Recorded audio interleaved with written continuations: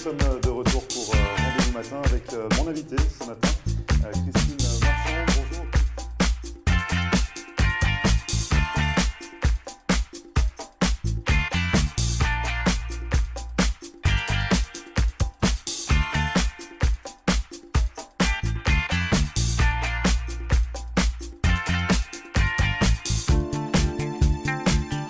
Bonjour à tous, bienvenue, merci de regarder Rendez-vous matin pour cette nouvelle émission. On va s'intéresser au microblading.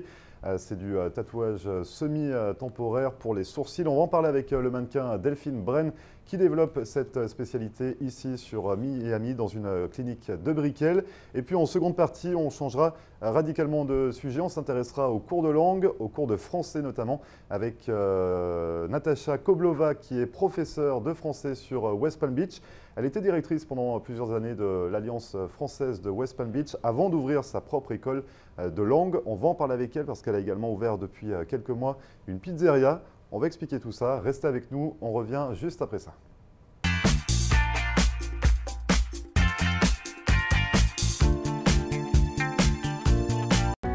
Richard's Motel Family of Lodgings est une entreprise de services qui offre différents types d'hébergements répartis sur 7 complexes dans les régions de Hollywood et Hallandale Beach.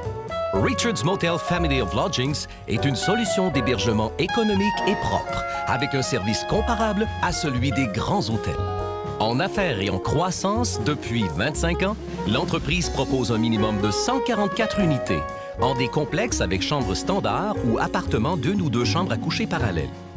Notre entreprise regroupe différentes unités de motels, hôtels, des studios condos magnifiques, vastes, confortables mais sans le grand luxe et les coûts inhérents aux hôtels de renom, des appartements pour du court, moyen et long terme. Richard's Motel Family of Lodgings. 1-800-742-4431. 1-800-RICHIE-1. Visionnez notre site Internet à richardsmotel.com. Merci à vous de regarder Rendez-vous matin. Comme promis, on s'intéresse à une méthode, le microblading. Et pour en parler, je reçois Delphine Bren. Bonjour Delphine. Bonjour, comment ça va? Ça va bien, merci. Vous êtes mannequin, Oui, installé aux États-Unis tout à fait. depuis 2 ans et demi. Tout à fait. Et vous faites du microblading? J'ai commencé le microblading, donc en effet, je suis arrivée il y a 2 ans et demi aux États-Unis. J'ai eu l'opportunité de faire pas mal de voyages, de rencontres, et j'ai eu également ma carte verte grâce à mon visa One. Il y a des chanceux, il y a des chanceux quand même. Il y a des chanceux. Il y a des chanceux.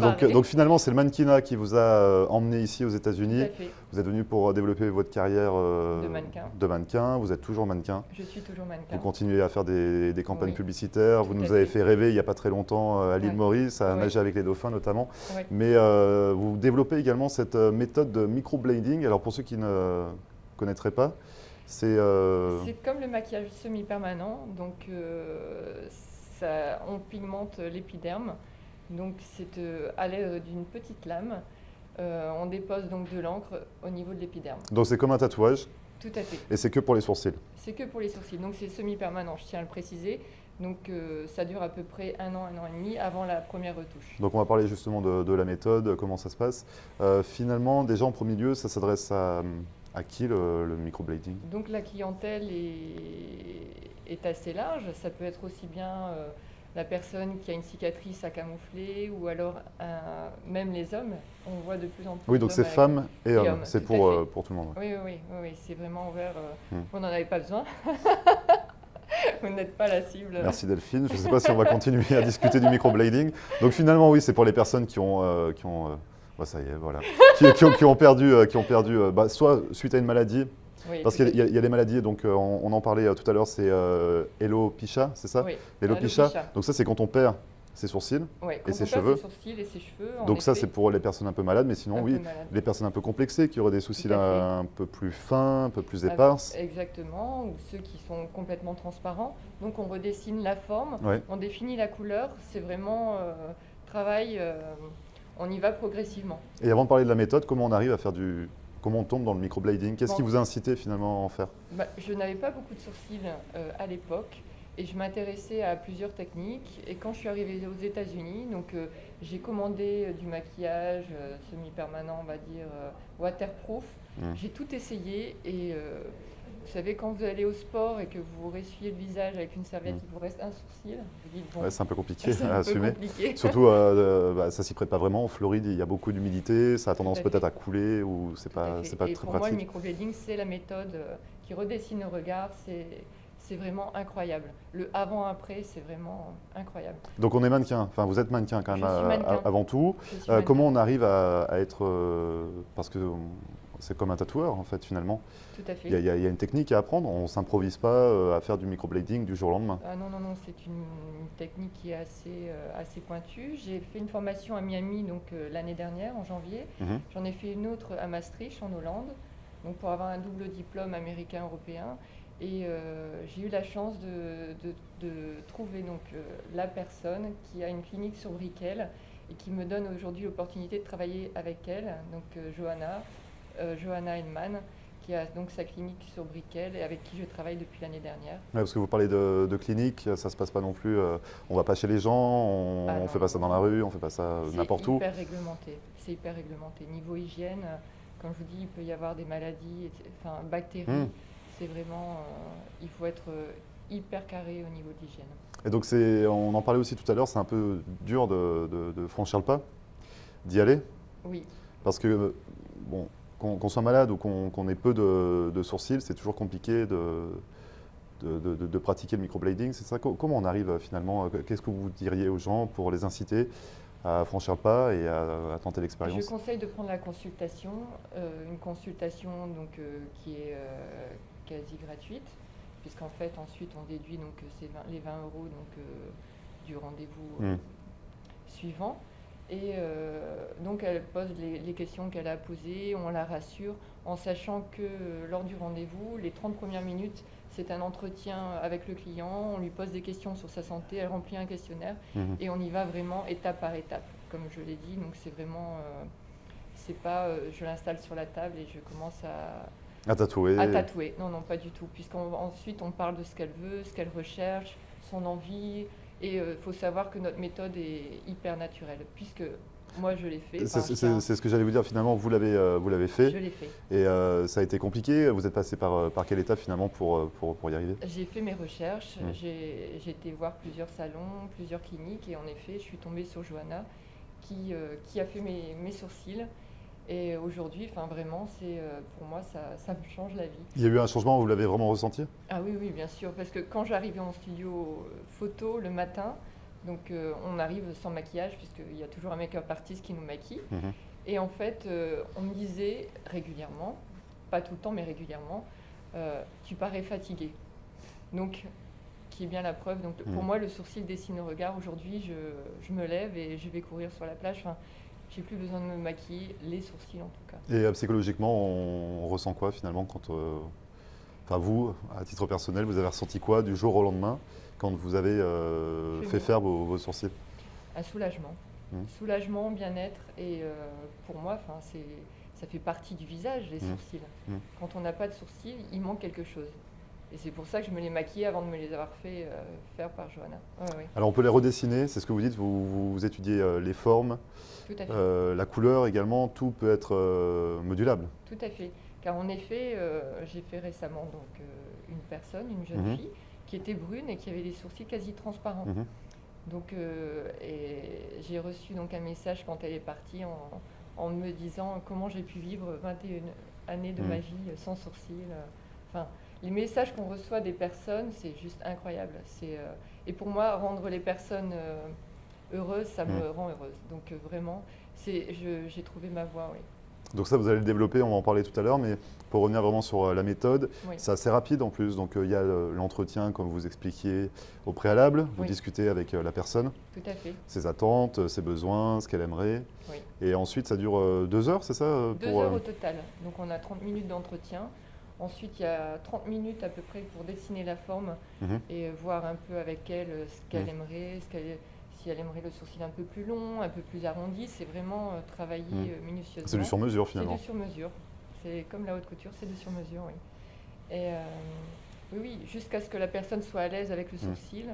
On ne commence pas tant qu'elle ne nous donne pas son top. Parce que c'est peut-être perturbant dans un premier temps de se découvrir avec un sourcil, il faut s'y habituer aussi. Tout à fait, oui, il faut s'habituer à la nouvelle forme.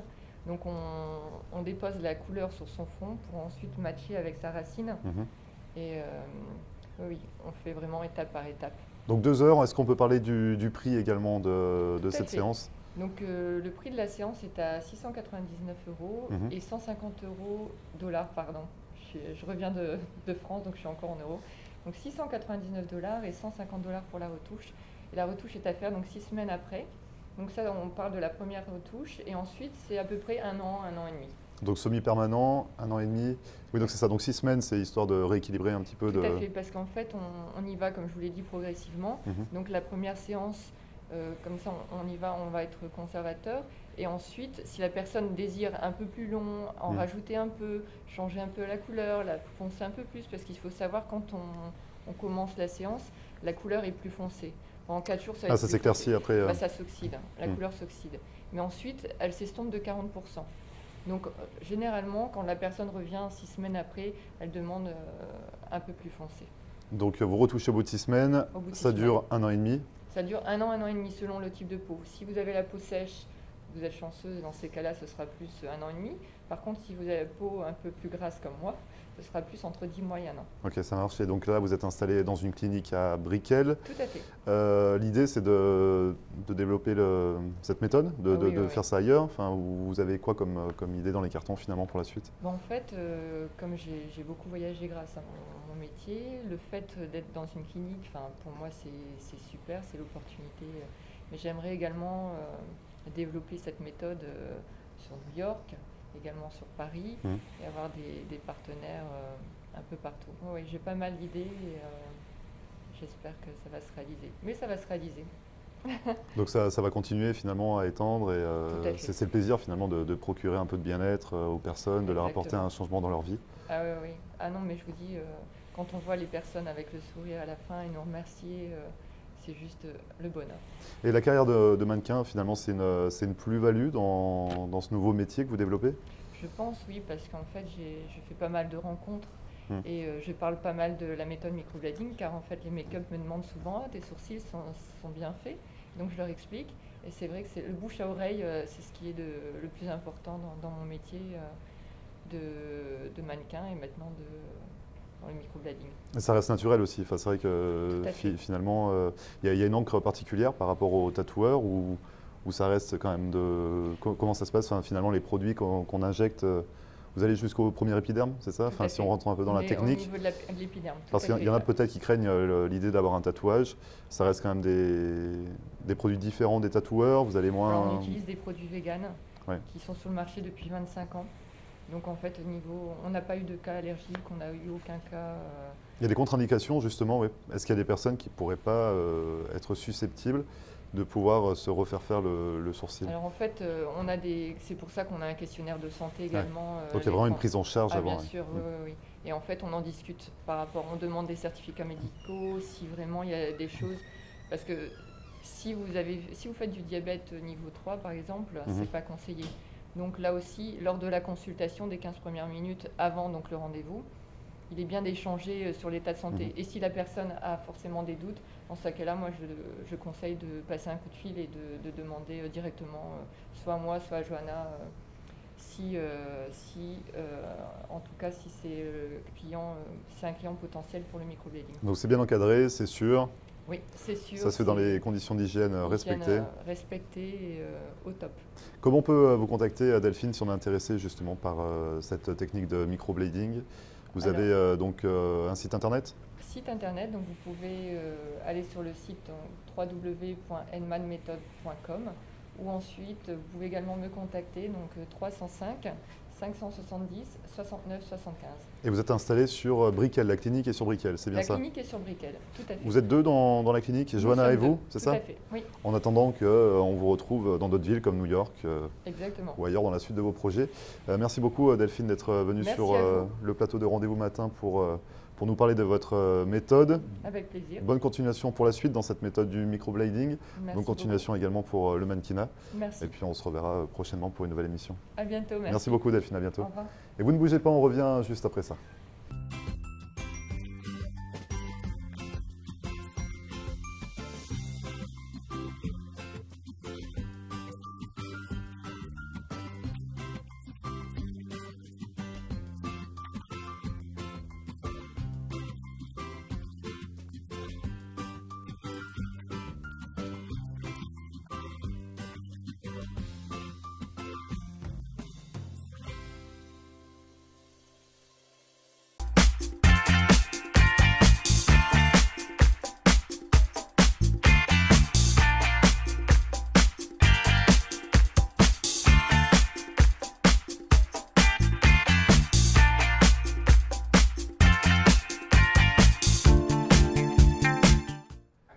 Merci à vous de regarder Rendez-vous matin pour cette seconde partie. On va s'intéresser à une école de langue de West Palm Beach. Et pour en parler, je reçois ce matin Natasha Koblova. Bonjour Natasha. Bonjour. Alors vous êtes installée à West Palm Beach, comme je le précisais. Vous avez ouvert cette école de langue il y a déjà 6 ans. Ça fait déjà 6 ans. Et certaines personnes vous connaissent sûrement parce que vous étiez à la tête de l'Alliance française de West Palm Beach jusqu'à sa fermeture en 2012. Vous aviez déjà ce système de cours de langue, forcément dans l'Alliance française. Et là, à la fermeture, vous avez décidé d'ouvrir votre propre école. Exactement. Donc en fait, ça a commencé un petit peu avant l'Alliance française parce que j'ai commencé à donner les cours de français à la bibliothèque de West Palm Beach. Oui. Je faisais du bénévolat pendant peut-être plus d'1 an. Et après, j'ai reçu un coup de fil de l'Alliance française de Miami. Ils ont proposé d'ouvrir une antenne à West Palm Beach. Et donc à cette époque, j'avais déjà un groupe d'étudiants, un groupe de personnes intéressées à apprendre le français. Et par contre, malheureusement, en 2012, l'Alliance française a fermé ses portes. Ouais. Et donc j'étais obligée de prendre un choix, soit de trouver une nouvelle possibilité. De faire autre chose ou d'ouvrir votre propre établissement finalement. Voilà, c'était pas si facile que ça parce que d'un côté, quand on fait partie de l'Alliance française, c'est une organisation mondiale, tout le monde le connaît. Et de l'autre côté, d'ouvrir sa propre école, donc c'était pas si évident, mais du coup, ça a bien marché. Et finalement, ça fait 6 ans que ça tourne. Ça fait 6 ans et on a ajouté d'autres langues. Donc, on enseigne pas seulement le français, mais aussi l'italien, l'espagnol. Un peu d'anglais. Un peu d'anglais. Un peu d'allemand. Voilà, et un peu de portugais. Également. Donc, il y a 6 langues dans votre établissement qui s'appelle Multilingual Language and Cultural Society. Et donc, c'est à West Palm Beach. C'est ouvert depuis 2012. On arrive à entendre un petit accent quand même quand vous parlez Natasha. Oui, donc vous n'êtes pas française, vous donnez des cours de français, mais vous êtes d'origine russe. Je suis française dans mon cœur. Vous êtes française dans votre cœur, vous avez vécu en France, c'est ça? Enfin, vous avez appris le français à l'école déjà en Russie? Oui, tout à fait. Donc j'ai appris le français à l'école, en Russie, à l'université. J'ai eu le master de professeur de français comme langue étrangère.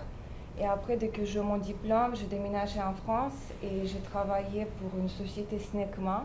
Oui, donc ça c'est les moteurs d'avion. Voilà, en fait, ça fait partie du groupe de Safran maintenant. Et donc c'est en 2001 que j'ai déménagé aux États-Unis. Ça fait 17 ans que j'habite aux États-Unis. Et il y a une vraie passion pour la langue française? J'adore la langue française, j'adore la France. Et c'est vrai, chaque fois quand je vais en France, je me sens chez moi. C'est comme ça. Donc vous avez 3 patries finalement. Les États-Unis, la France, la Russie, bon la Russie avant tout forcément, mais et donc finalement vous baignez dans la langue française depuis vos études, c'est ce que vous disiez. Il y a l'histoire également de France qui vous intéresse ou c'est qu'est-ce qui vous plaît finalement dans la France, dans la langue? C'est un peu de tout, c'est un peu peut-être l'histoire, un peu la musique, les chansons françaises, les gens. J'ai beaucoup d'amis en France et donc c'est un peu de tout. Vous avez des méthodes quand vous enseignez le français dans votre école? Comment ça se passe? Vous, comme vous l'avez appris, vous avez envie de le retransmettre? Comment ça se passe en fait finalement dans vos cours? En fait, j'utilise un peu de tout. C'est vrai, c'est peut-être la méthode qu'on enseigne le français à l'université en Russie, c'est un peu différent de ce qu'on fait maintenant à West Palm Beach. Parce qu'ici, on suit la même logique, la même méthode, la même progression qu'on utilisait à l'Alliance française. Mais là maintenant j'ai déjà beaucoup d'expérience à enseigner les langues en général et donc c'est un peu à ce moment c'est un peu amalgame, un peu mélange de tout.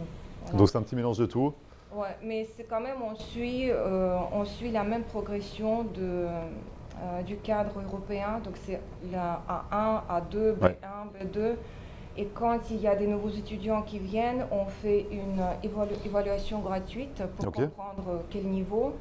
Parce qu'on offre les cours privés, mais aussi également les cours de groupe.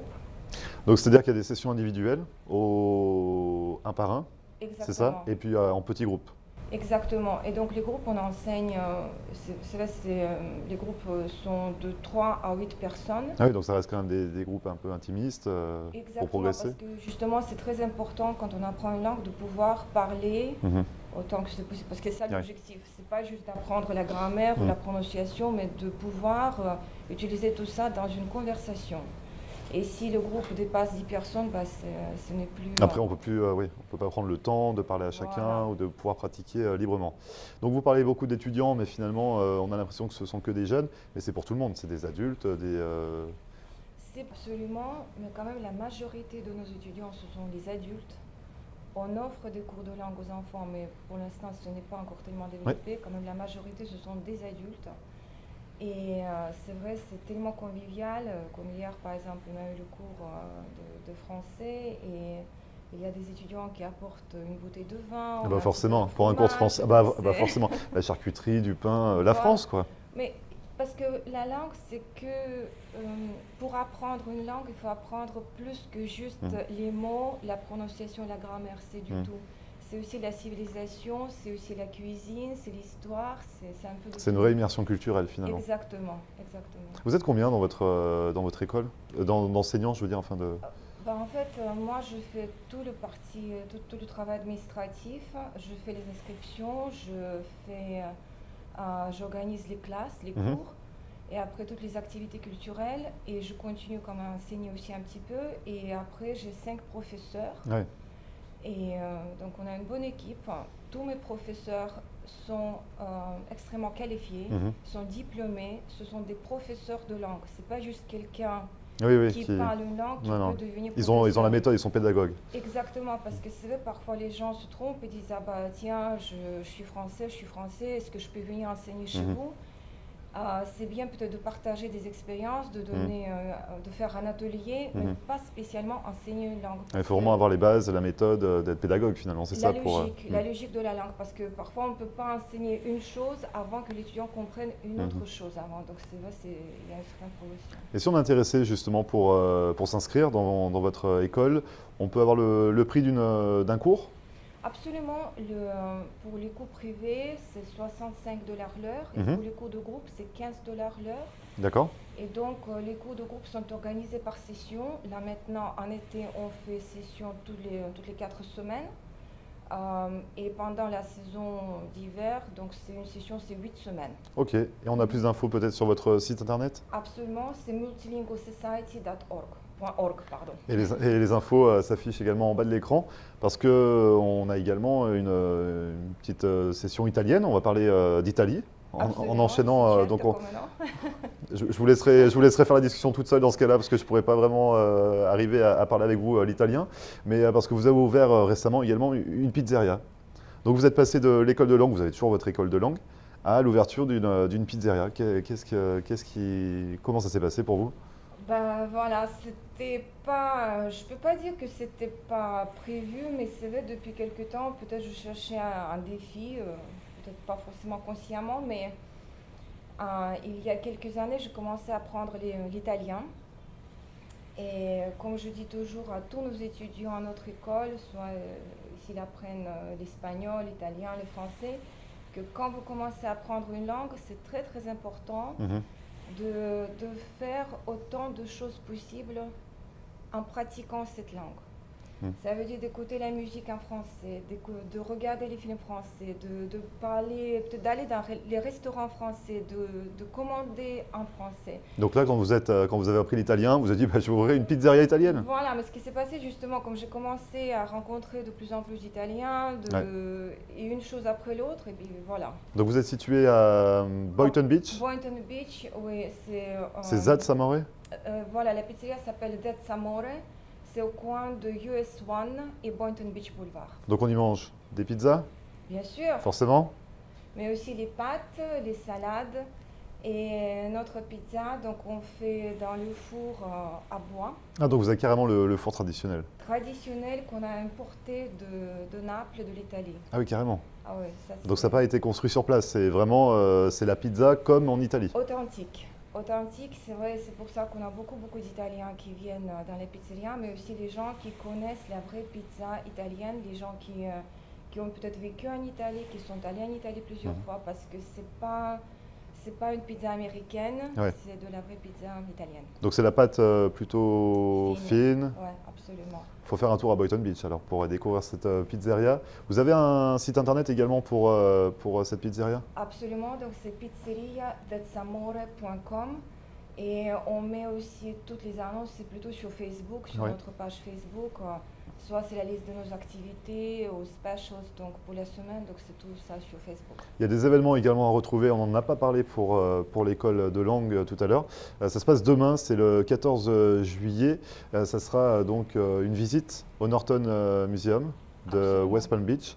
Donc vous organisez ça en partenariat, ça va se passer comment en fait? C'est une visite en français, c'est ça, du musée? En fait, il y a un programme bien établi, ça fait presque 7 ans, si je ne me trompe pas, qu'on fait cet événement en partenariat avec le musée Norton. Et donc, il y a toujours une petite classe de français pour montrer aux gens ce qu'on fait. Et puis, le musée organise aussi les activités, donc il y a la musique, les chansons françaises. Et puis, ce samedi-là, on aura un club de pétanque. Un club local de pétanque qui va faire une petite démonstration pour enseigner aux gens comment jouer à la pétanque.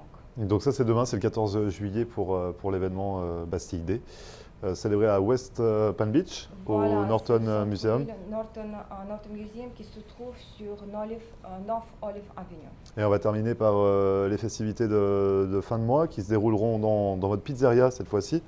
Et ce sera le samedi 28 juillet. Animé par un chanteur que la communauté francophone connaît très bien ici en Floride, c'est Thierry Calfa. Thierry qui est absolument magnifique, donc ça fait longtemps que je connais Thierry, il est venu déjà plusieurs fois à l'école. Ouais.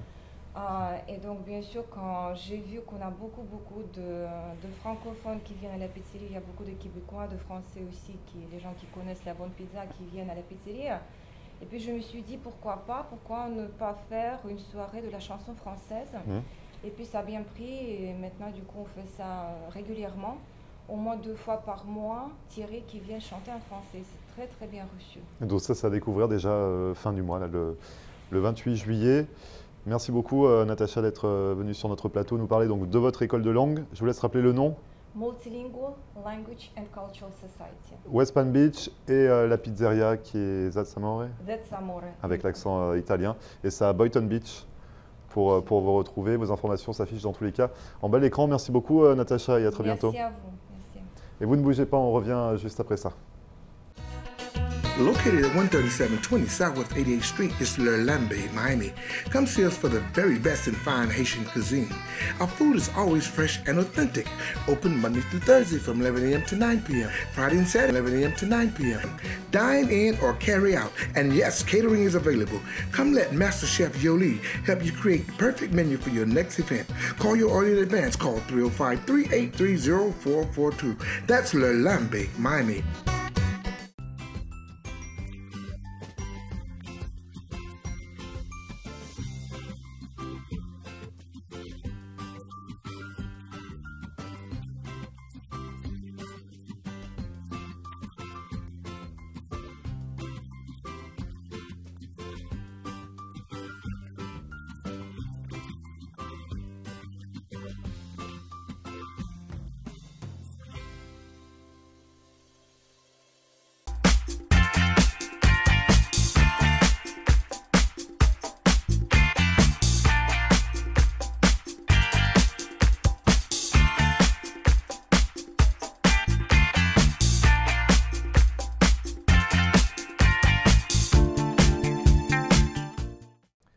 Merci à vous d'avoir suivi. Rendez-vous matin, c'est fini pour aujourd'hui. Cette émission, comme à chaque fois, vous le savez, est à retrouver en podcast sur notre page YouTube. Pour nous contacter, ça se passe par mail floride.tv@gmail.com. D'ici là, je vous souhaite une excellente journée et on se retrouve lundi pour une nouvelle émission de Rendez-vous matin. Très bon week-end et à lundi.